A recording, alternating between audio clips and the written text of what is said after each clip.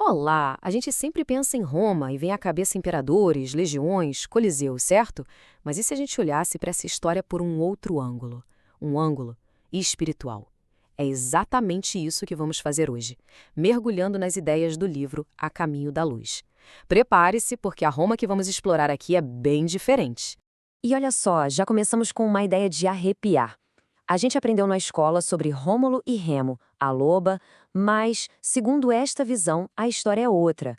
A fundação de Roma não teria sido um acaso, foi um projeto. Sim, um projeto espiritual, planejado lá no alto, com um propósito gigantesco para a evolução de todo o planeta.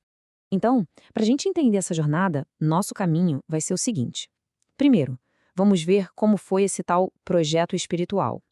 Depois, vamos conhecer os pilares de Roma. Em seguida, a gente entra na fase de glória e corrupção. Daí, a gente descobre como tudo isso estava preparando o caminho para algo maior. E, por fim, a chegada de uma nova esperança. Vamos nessa? Então vamos lá para a primeira parte. Quem foram os verdadeiros arquitetos desse império? E o interessante é que não estamos falando dos nomes que estão nos livros de história, não, mas de quem estava por trás, no plano invisível. E aqui a gente tem um contraste bem legal. De um lado, a lenda que todo mundo conhece, né? Rômulo, Remo, aquela história toda. Mas do outro, a verdade espiritual, que diz que os verdadeiros fundadores foram, na verdade, os etruscos. Um povo super virtuoso, trabalhador, que foi guiado por mensageiros do plano espiritual para começar a construir tudo. E olha que povo incrível eram os etruscos. Eles não eram só construtores, não. Eram um povo super inteligente, avançado para a época. Mexiam com metalurgia, eram bons de navegação e, o mais importante, eles já tinham uma crença forte na vida após a morte. Eles levaram para a futura Roma não só o trabalho braçal, mas também essa semente espiritual desde o comecinho. Bom, com as fundações lançadas, vamos ver como a civilização romana começou a tomar forma. Como é que os pilares da sociedade foram construídos? E, de novo, a gente vai ver a mãozinha da espiritualidade em tudo. Essa parte é uma história sensacional de avanço social. Pensa só, os plebeus oprimidos resolvem se retirar em protesto para o Monte Sagrado. A situação fica tensa, e aí que entra Menênio Agripa, que, recebendo uma inspiração do alto, conta uma fábula genial, a das partes do corpo.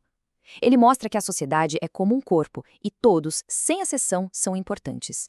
O resultado, uma conquista de direitos fundamental. E agora um pilar que era simplesmente sagrado, a família. Segundo essa visão, a família romana era muito mais que uma simples estrutura social.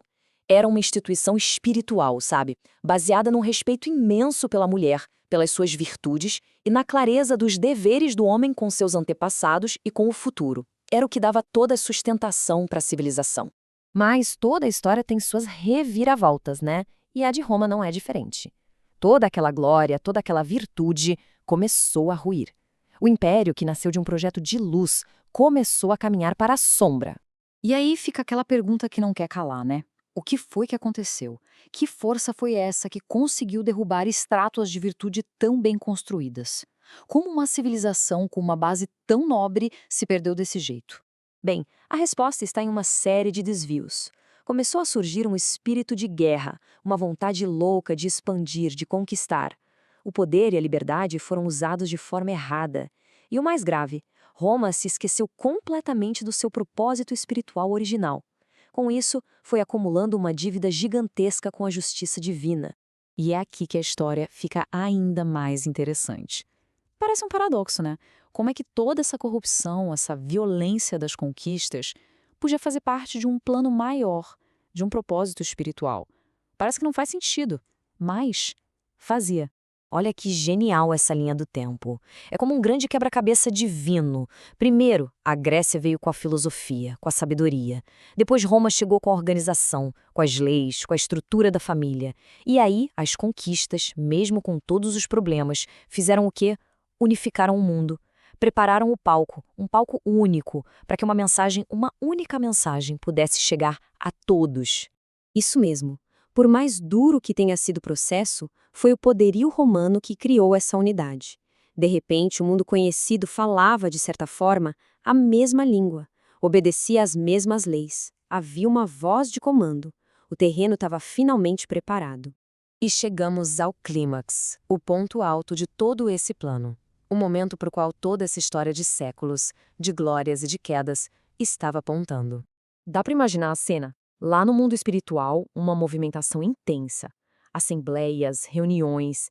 A Terra tinha chegado num ponto-chave. Depois da filosofia grega e da ordem romana, o planeta não podia regredir. Era preciso garantir que o próximo passo, o passo mais importante de todos, fosse um sucesso.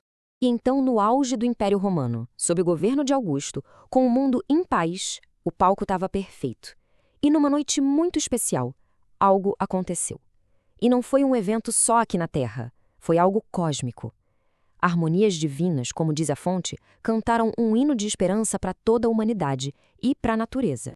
E é com essa imagem que a gente encerra. A história de Roma, com tudo de bom e de ruim, foi, no fim das contas, a preparação cuidadosa do cenário para esse momento sublime. Um lembrete, talvez, de que, por trás de toda a confusão da nossa história, existe, quem sabe, um propósito maior.